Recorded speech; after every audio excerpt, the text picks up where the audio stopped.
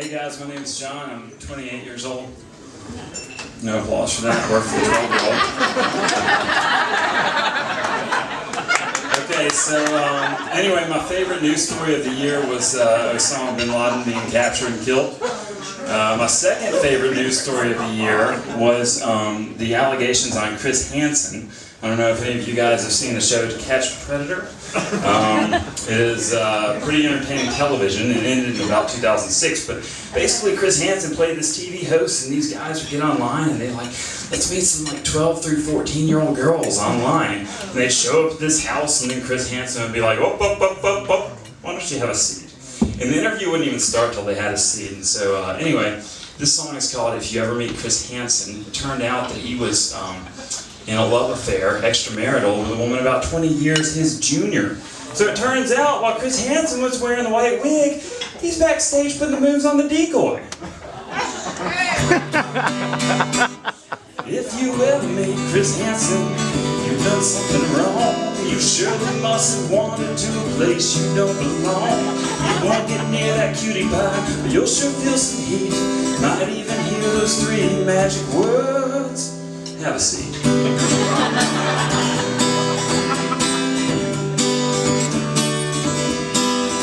So you got pretty bored one Friday night, even kind of lonely. You figured you'd try that teeny chat to find your one and only. The problem is you're 42, and she's only 14. But that don't mean too much to you, and the language got obscene. But she didn't seem to mind too much. Your judgment went astray.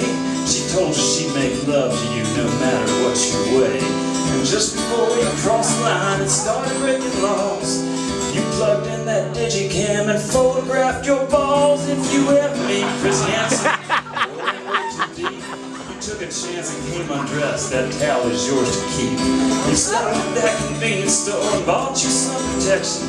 He just pulled out that chat transcript to jog your recollection. If you ever meet Chris Hansen, you'll be on TV. You should have beat it when you saw those cookies and sweet tea. So put away that alcohol and all the gifts you brought, and try to raise the bar a bit on what you think is too young. If you meet Chris Hansen. So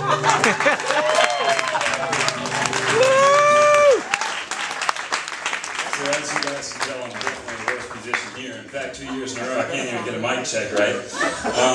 But anyway, I actually write some different songs, and I had a writer's block back in the spring, and I started taking a look at my life, and I realized that the reason was that I had a pretty poisoning bad addiction, and it was to watching the reality show Intervention. I don't know if any of you guys have ever seen it, but there are really only about 5 or 6 stories, and they've somehow crammed that into like 8 or 9 seasons. So anyway, this pretty much captures all of that. It's probably going to be pretty offensive for some people. It's called I Ain't Going. It embodies the, well, you know, they have the intervention and the people don't want to go get help.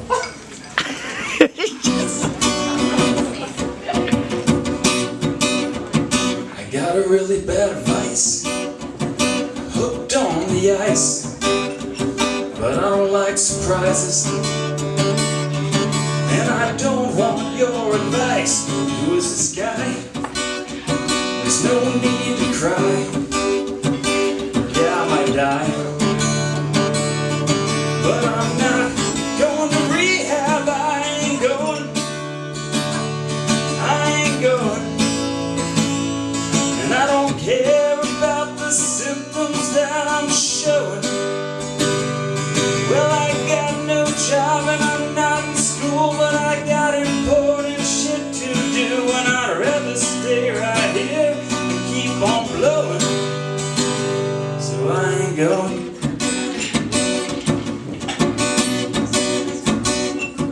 My name is Jim, that's J-I-M. I'm addicted to crack and heroin. I live with my mom. I know it's wrong. She works so long, but her possessions have been pawned. Because this shit ain't cheap. By the time she's home, I'm fast asleep. And if you judge me, then you'll be screwed. Cause I know this criminal white dude. And I ain't going. Well, I ain't going.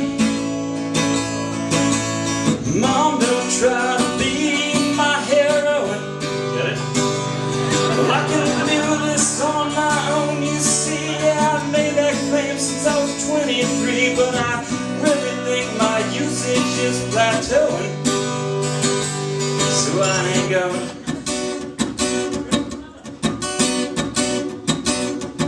I was a troubled teen, now an ex-Marine, and you wouldn't believe the shit I've seen, but the alcohol helps me forget till I wake up in a cold sweat. And I wasn't very educated, I use phrases like most greatest. I still got my crew cut hair and my liver is in disrepair.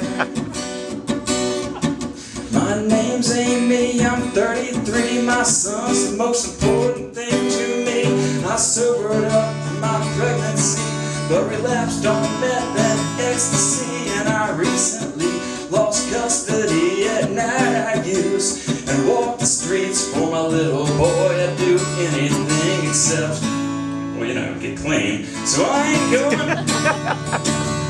and I ain't going. Next time you see my ass, it's 'cause I'm hoeing. See, my stepdad did some things to me, and I told my mom and she wouldn't believe. So I went my whole damn life with no one knowing. So I ain't going.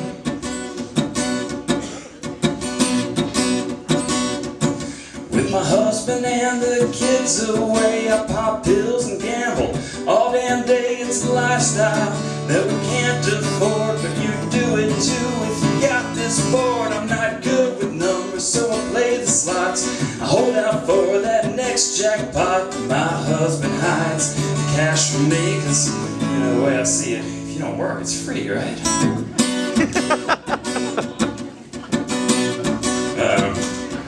Well, I'm a teenage girl with a special urge. 6 times a day I binge and purge. I got a sense of self-esteem that rivals my high school's chess team. And you wouldn't believe my calorie count. Since I weigh no more than 90 pounds, I spend $80 on food each day. I'm the only girl at the Ryan's buffet. But I ain't going. Well, I ain't going.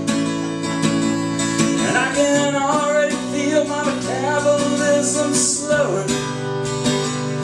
Well, we all got problems, I don't need your help. And tonight I'll probably cut myself. And I'm sorry, but it's just my way of coping. So I ain't going. And this is usually part of the show. They read their statements, and the people still won't go. They start setting their healthy boundaries. So you can't live with me anymore. And I won't pay your cell phone bill. And I won't accept your phone calls unless they're to get help. And usually the reaction is something like this. Oh yeah? You think you can threaten me? Well, fuck you, Mom. And fuck you, Dad. And fuck you, Billy. And fuck you, bastard! And you know what, documentary crew? I trusted you, and you lied to me, so fuck you too. I ain't going. Well, I ain't going. I got a whole list of excuses that's still growing. Well, I'm already in so much pain, but just 'cause I can't find a vein, and I really think my usage is plateauing.